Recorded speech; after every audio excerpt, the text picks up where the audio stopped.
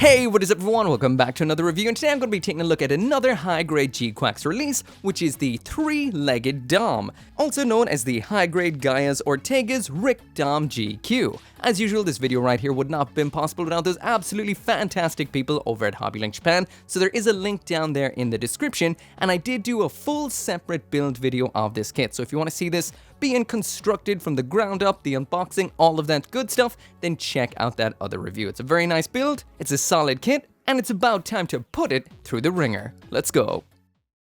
So jumping now on into the aesthetics, and this right here is the high-grade GQ version of the Rick Dom once it's put together. Now I will mention I did nothing but just snap builded, that is all. Overall, this is an absolutely incredible looking kit. When it does come to some of the, I would almost say grunt suits, but a Dom isn't necessarily a grunt suit, but the Zeon antagonist suits, we usually don't get very nice Gundam kits of them, but it has been changing a lot in recent years. They're a little rarer when it does come to release, but when they are released by Bandai, they're putting a lot of nice love into them these days. The last couple of Zeon-esque releases were very nice, and this one is too. This right here, like I mentioned, is just built right out of box, and it looks phenomenal. The color separation is nigh on perfect. There are some stickers included, but they're not really all that big of a deal. For example, the little chest cannon and the decals on it, but besides that, it is nearly fully color accurate. If, well, there is one big missing aspect, and I'll mention just right off the bat. We don't have the red coloring inside of all of the verniers. That is a bit of a letdown. It is meant to look like this, so when it's throwing its legs up in the air,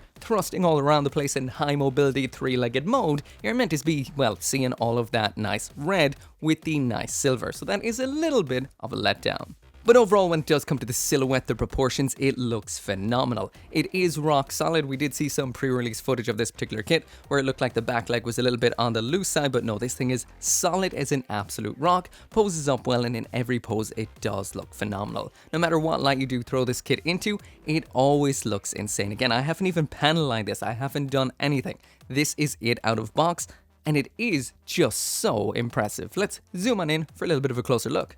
So first up, when it does come to those model kit sins, aka the mold lines, the seam lines, the nub lines, all of that stuff that makes your finished kit not look that great, well, it isn't so bad here. Now, I will mention first off, I did clean up the worst offender, which was right here across the front of the leg. The front and the back of this fully encased shin and back of lower leg area did have a massive seam line and two big nubs. You can still see the shadows of the nubs in there, but I did kind of make sure to buff all of that away, sand it all away. So there is a whopper of a line there I will mention. The plastic is a little bit on the typical to nub side, which is kind of what you get with darker plastics in general, especially the kind of black can get a nub here and there. But for the most part, they are hidden away in places you're not really going to see it. But overall, besides those big ones that were on the legs, there's nothing too atrocious on this. But there is a little bit of a seam line on the side of the head as well that I did clean up a little bit with a nub, but nothing too critical. So slapping the kit down beside the actual art of this kit, and as you can see, it is essentially perfect. Actually, from looking at this, it is 100% perfect. Now, I do notice there is a couple of little things,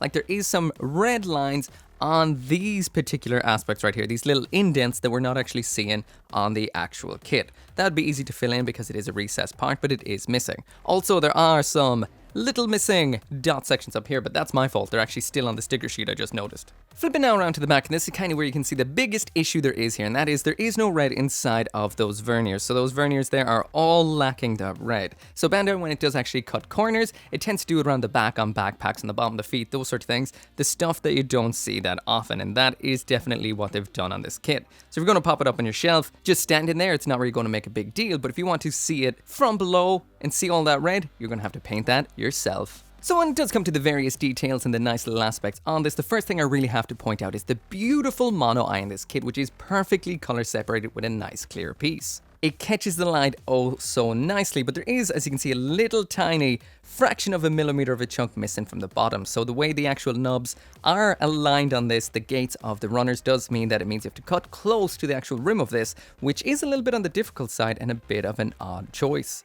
The decals on here are the GQuuuuuX style, which I actually really like. They're perfect little kind of rubbery bits of plastic that attach on perfectly. There's no like outer seam or anything like that. They are just the color itself and they grip so well. However, they've managed to actually make a foil one as well on this kit. So this little beam spray majigger in the chest is actually a nice kind of grayed out foil that catches the light to a nice shiny silver. It's mirrored so nice with a bit of red. Pretty cool. And when it does come to the details on this kit, Bandai didn't really cut any corners, which makes it really nice. So if you look in anywhere, everything looks always technically nice. Like there's depth inside of this foot past all of those moving verniers, which is pretty cool. Down here, you can see all that moving mechanism inside of the third leg looks really nice. It's not been made look cheap or crappy at all. The detail in here, in general, is phenomenal. The only real letdown, of course, is the lack of red on all of the verniers, but otherwise this right here is a DOM high grade 1/44th scale masterpiece.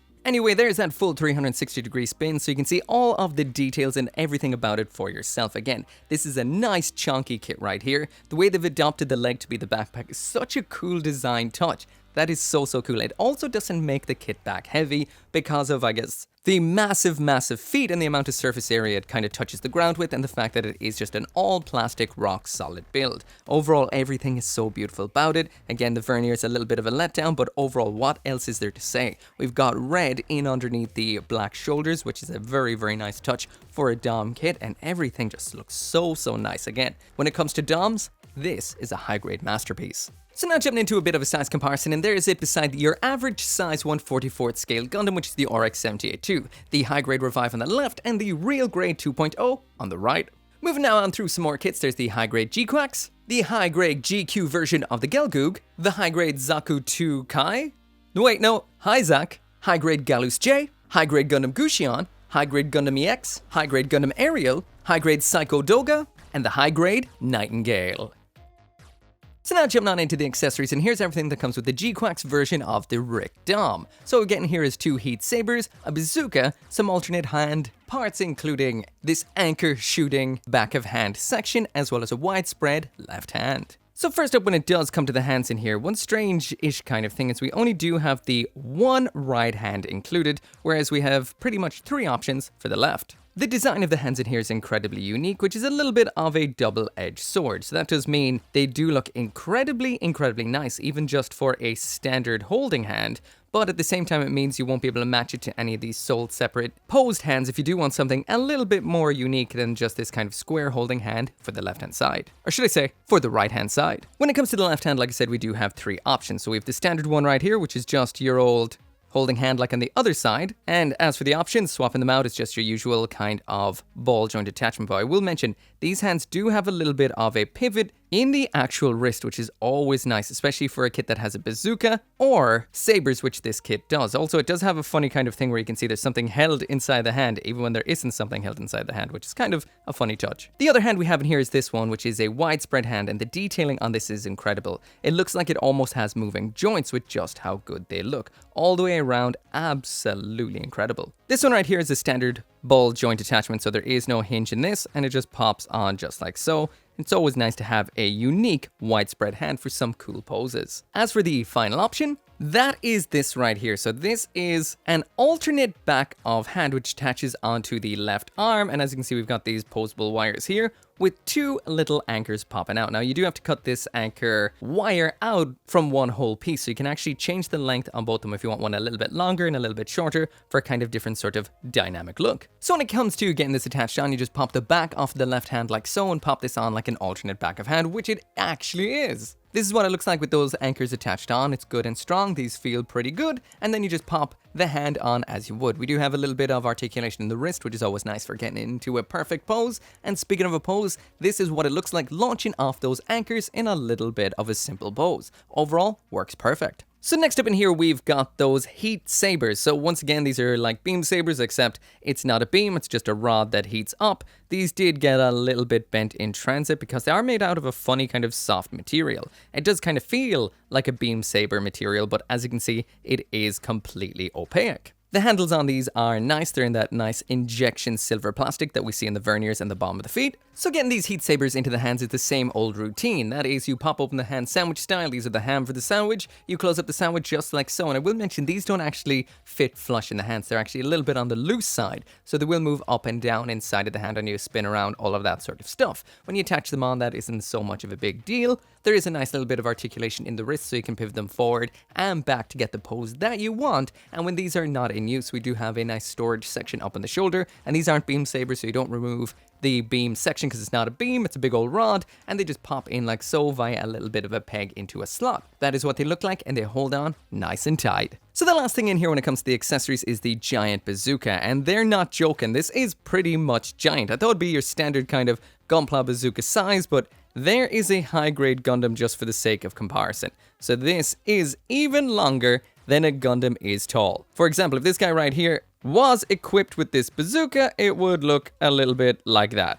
Pretty ridiculous. Overall, there's not really a whole lot going on here. This has been designed fairly decently. There is an interesting aspect to the fact that this little sight section is color separated out, yet it's gray that's in there. So I expect to see variations in the upcoming re-releases or the other color releases. This handle does swing side to side, but that's pretty much all that's going on here, besides it being massive. This attaches into the hand the exact same way. I assume you can go left or right with this because the hands are pretty much the same, just symmetrical. Back of the hand attaches on just like so. This little pivot is super handy for a weapon like this so you can get it out of the way of the body. And we also, oh, totally missed that. We do have this little pivot right here too, so a lot to get this where you want it to go. At this point, I feel it's time to get the Dom, or should I say the Rick Dom, up onto a stand, and this is where its attachment hole is. It's just there, right there, hanging out in the back. This is a fairly heavy-ish kit, so not every stand will work. This one I did feel I had to tighten up the screws on it, and sometimes it does fail a little bit. This is the Simple Stand by Good Smile Company, by the way. It's what I usually use in reviews because it's good and strong, and this is about its max weight limit, I would say. Anyway, loading on the hand and the bazooka, and there we go. So getting this version of the Rick Dom into a pose with the bazooka is surprisingly easy. The only kind of complexity too is the fact that this is an incredibly complex kit with a ton of different joints. So it does mean you're kind of eking out the pose in a lot of different areas just to get it just right.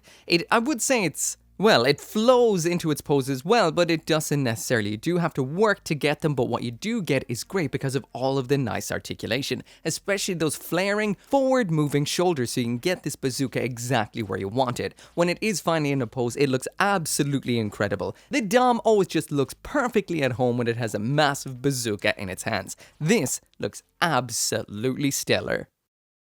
So finally now jumping on to the articulation and the usual comment on the build. This thing is solid. There's a little bit of wiggle just because the overall weight to this thing. This is heavy for your, well, general high grade because, you know, it's got 2 big legs and a 3rd big leg. So that does give it a lot of, well, weight. Thankfully, it's not back heavy, even though it does have this big old foot round back. I do notice this separates occasionally on me, which is a little bit annoying when you do move the arms. But besides that, pretty great. Usual pose time. So when it does come to this pose right here, the great thing about it is it usually does show the kind of issues the kit has at a glance nicely. So this does pose up pretty good, but you start to see the issues straight away. The neck on this barely moves at all, but then again, it is a Dom. We do have some issues with the actual pivoting of the ankles in order to get them flat on the ground, but yet again, it is a Dom, and this in the end is what we get, which really isn't all that bad when you think of a Dom. So yeah, like I mentioned, the arms and the shoulders are absolutely phenomenal on this. The legs are quite good considering how chunky they are. The ankle articulation isn't really as bad as what it's kind of showing right here. And there is some actual moving toe aspects to the feet too, but you don't really get too much of that because they're in under those cup-like legs.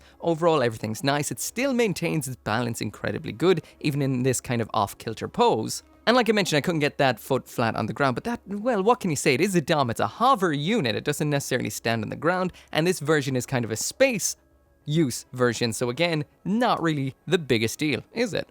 So overall, this is a very nice kit with very nice articulation. The shoulders definitely have me the most impressed, the way they can move forward and back just like so. This little bit likes to pop off sometimes when you're posing, but not the biggest deal. Overall, it is very nice. Even down to the minutiae on here, you do have some nice articulation, like you can move these little sections here, they do rotate as well.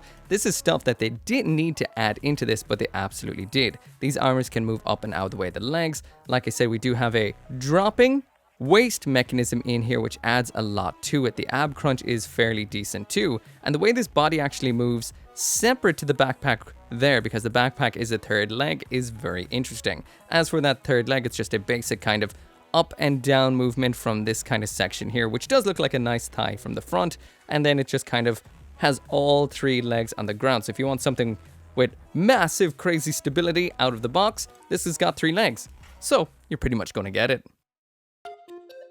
So anyway, that right there is it for the review of the high-grade Rick Dom GQ version, and this to me is X-Platinum tier, and as good as I've ever seen when it comes to a 1/44th scale Dom kit. In this day and age, we don't really get too much Zeon-esque kits released anymore, especially the classic designs, and to see them with this level of detail is off the charts, and it just is almost perfect. When it comes to the aesthetics in here, this is absolutely gorgeous. The only thing going against it is you don't have the red in the verniers on the bottoms of the feet and all over the place. This is pretty simple to detail up yourself, but it is a little bit disappointing. Besides that, the color separation is pretty much 100%. The little detailings are beautiful, from the tiny little fins on the shoulders to the clear mono eye in its head, and all of the various little detailing aspects around the place, including the detail underneath the third leg, instead of it just being all plain. The articulation in here got a little bit bumped. If this was the articulation on a Gundam kit, it mightn't have gotten so high, but for a Dom, this is incredible. Those shoulders are off the charts. The recessing aspects inside of the bending elbows and the bending knees is incredible, and there's so many moving little parts on the bottoms of the feet and all over the place.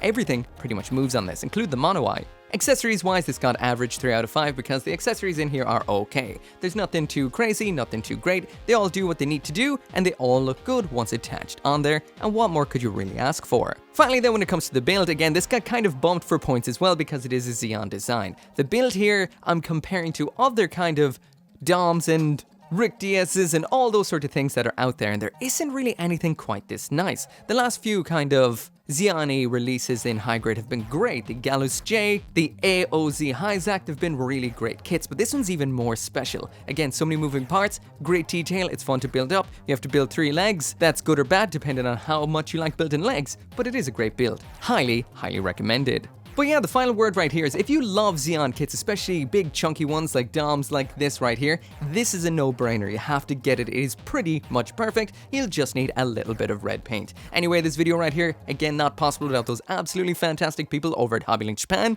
As always, make sure to come back for more Gunpla reviews, and I will see you next time. It wouldn't be the end of the video without special thanks to each and every single one of you guys for watching my videos, and special thanks to the channel members and the members over on Patreon, including Caleb, Engelhardt, Joe, RG59061, Scotty Thomas, Simon, and Van Fawn.